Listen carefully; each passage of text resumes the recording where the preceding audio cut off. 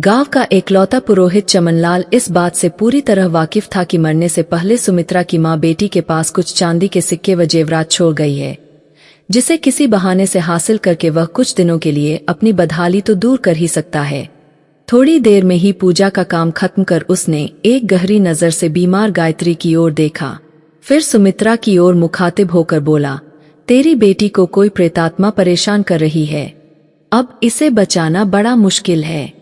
अच्छा होगा कि तू इस मनहूस बच्ची का मोह छोड़कर फिर से गोद भरने की कोशिश करे। पुरोहित से ऐसा जवाब सुनकर सुमित्रा दुखी आवाज में बोली, बाबा, अगर मेरी एकलौती बेटी मर गई तो फिर मैं अपनी सूनी गोद लेकर यह पहाड़ सी जिंदगी कैसे काट पाऊंगी।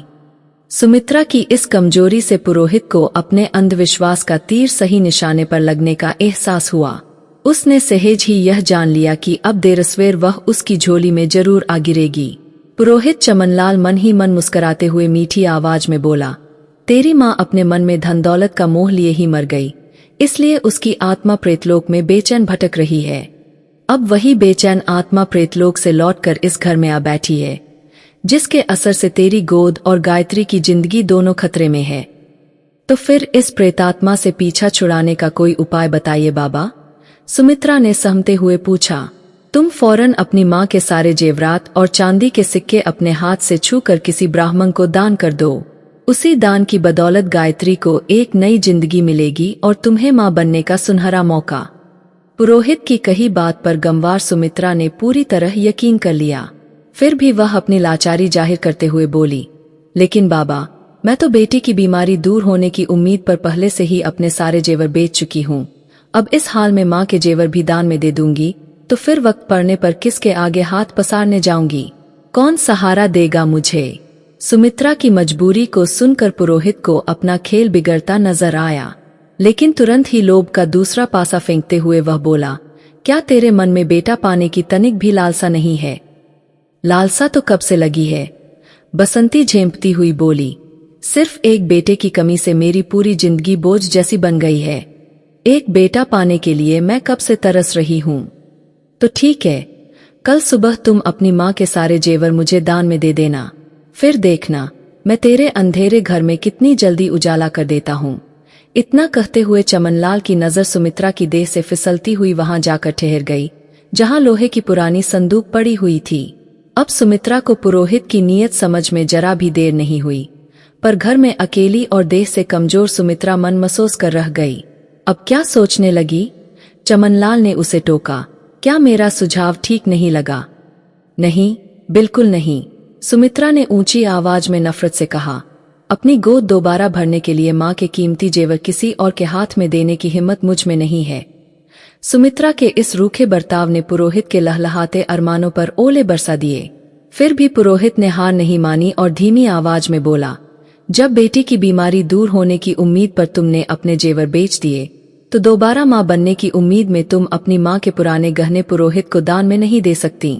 जानती नहीं, पुरोहित को दिया हुआ दान लोक पर लोक दोनों को सुधारता है। पुरोहित ने एक बार फिर उस संदूक की ओर देखा तो सुमित्रा का रोम रोम एक अनजाने खौफ से सिहर उठा। अभी वह खामोश खड़ी थी कि पुरोहित की पत्नी कमलापति को तलाशती हुई वहां पहुंची और तेज आवाज में बोली, क्यों जी, यजमानी के इस काम से जो आमदनी होती है उसे आप शराब और गांजा पीने में उड़ा देते हैं। फिर यह धंधा सिर पर ढोने से क्या फायदा जब घर में बीवी बच्चे रोटी के लिए तरस रहे हों। ठीक है, आज का सीधा सुमित्रा बहू से ले लो और घर जाकर भोजन बनाओ। पुरोहित ने पत्नी को टालने की नीयत से कहा और जल्दी से पोथीप तरह समेटकर दूसरे यजमान के घर कथा बांचने चला गया।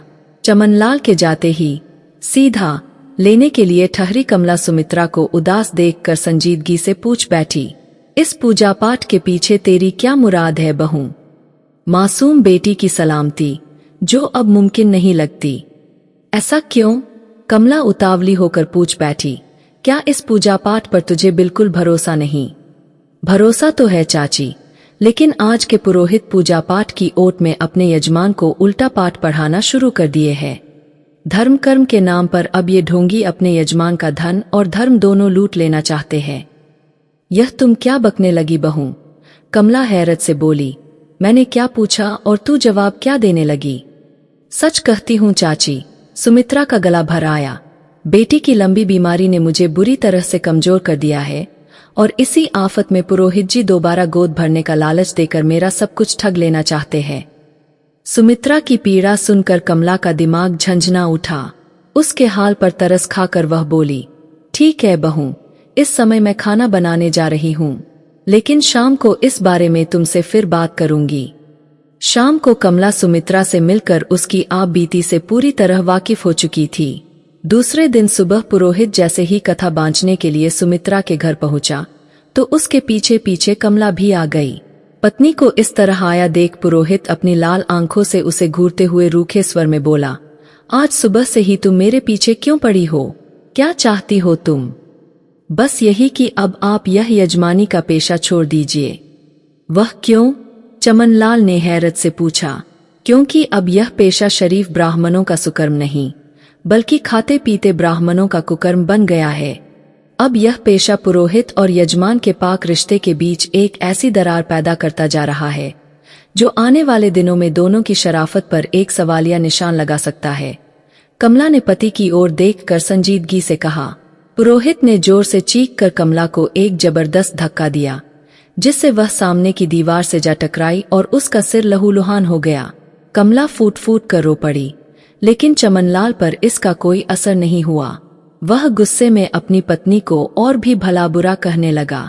पति की घुड़की से बेअसर कमला बरसती आंखों से उसे देखती हुई बोली, आज मुझे भी पता चल गया है कि पुरोहित कितना नीच और घटिया इंसान होता है, जो अपने यजमान की मजबूरी पर तरस खाने के बजाय उसकी दौलत व इज्जत लूटने को तैयार हो जाता है।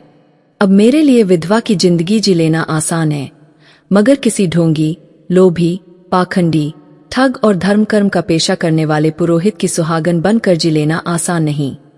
इतना कहकर कमला जैसे ही वहां से चलने को हुई कि अचानक पुरोहित के भीतर का इंसान जाग उठा और कमला के सिर पर हाथ रखते हुए भरे गले से बोला, तेरी कसम, यह पूजा पाठ, हवन, जाप, लोक परलोक व पुरोहित यजमान सब बनावटी बातें हैं।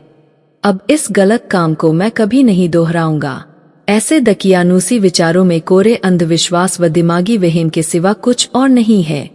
तुम आखिरी बार मुझे माफ कर दो। फिर कमला बिना पति की ओर देखे सुमित्रा की बीमार बेटी गायत्री को गोद में उठाकर तेज कदमों से डॉक्टर के पास चल पड़ी।